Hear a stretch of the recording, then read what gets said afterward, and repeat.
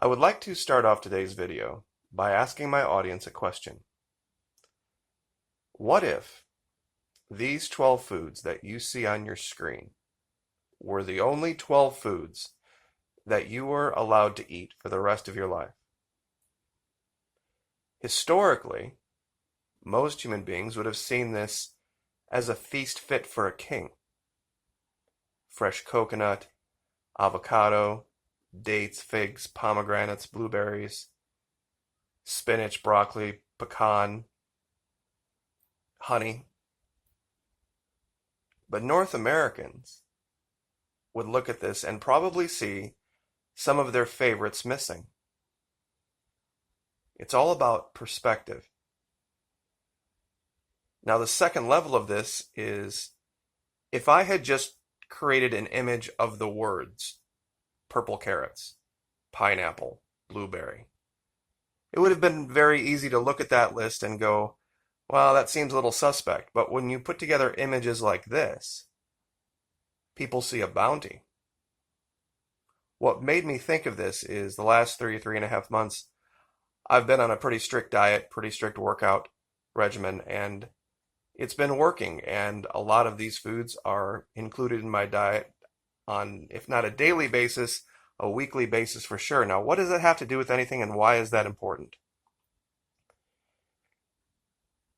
We have talked at length about what's going on with our country and how we can very clearly see now that quote unquote American values don't mean the same thing to everyone when you ask them.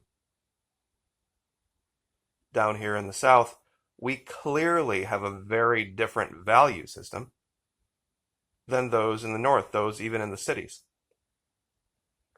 So the idea of American values is a misnomer,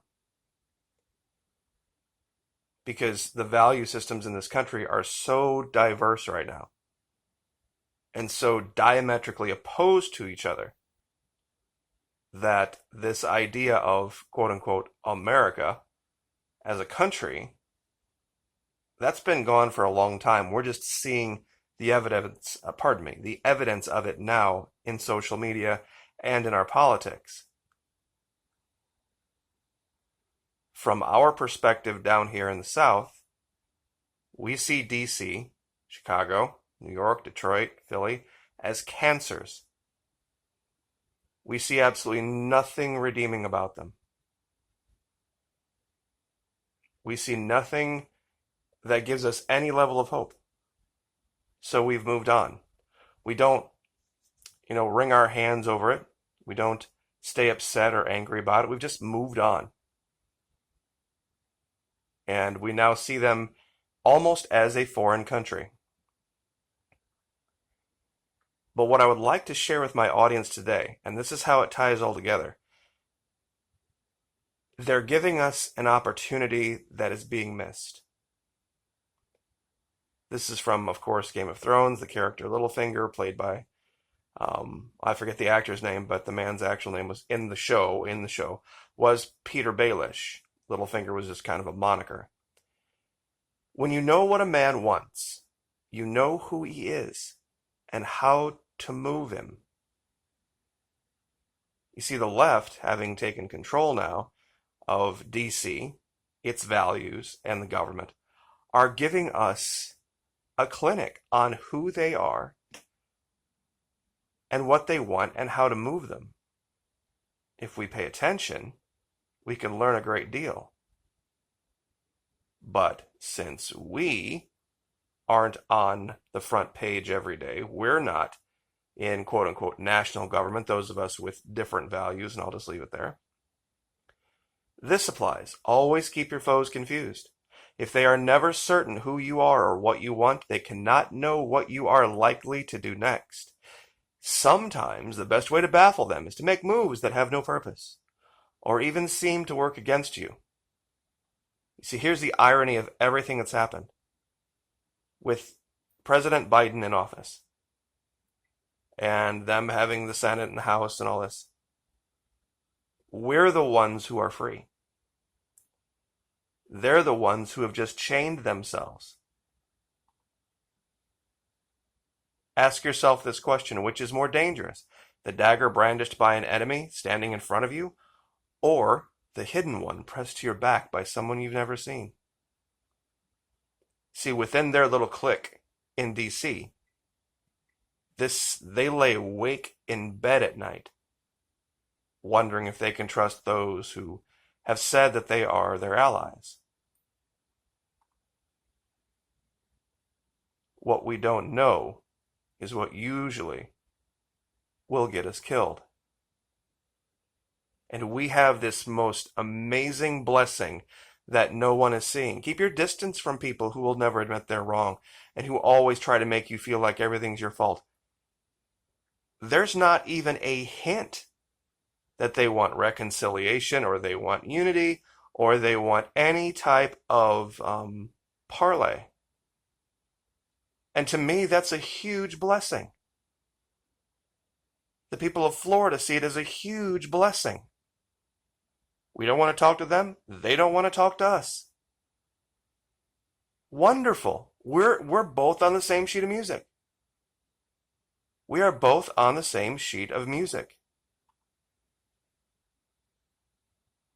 Truth sounds like hate to those who hate truth. See, some of those things that I showed on the first page, I didn't get from North America. Some of the things I bought and I looked at, I'm like, oh, this comes from Mexico. Well, I know a lot more people of Latin descent who share my values than I do people from Chicago or New York or DC who share my values. So I don't have a problem with that. I know people from Brazil, Venezuela even,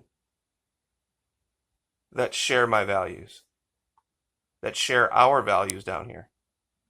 So I have no problem taking my money and buying something made in Brazil or something made in Honduras or something made anywhere in the Caribbean or South America. But I'll be very honest with you, if I saw something that said made in Michigan, Wisconsin, or Pennsylvania, back on the shelf it goes. Back on the shelf it goes.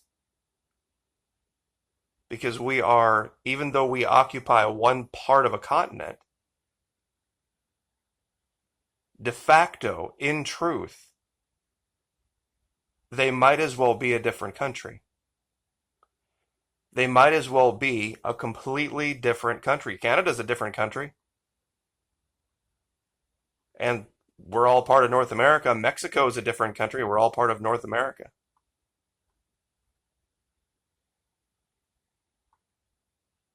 You see, this is the idea. And that's why people say, well, so you hate America. No. I know what my values are. And I know that there are people that de jure, meaning D-E space J-U-R-E, not J-O-U-R. De jure, meaning in law, Latin. Technically, we are the 50 states that make up the United States of America, but in reality, de facto, we are farther away now than we have ever been. And I don't see any future of us rejoining because the value system has just diverged. The value systems have just diverged too greatly for there to be reconciliation now. So why do I go back to this? Well, throughout most of history, if you had placed out a feast of these items, people would have thought themselves royalty.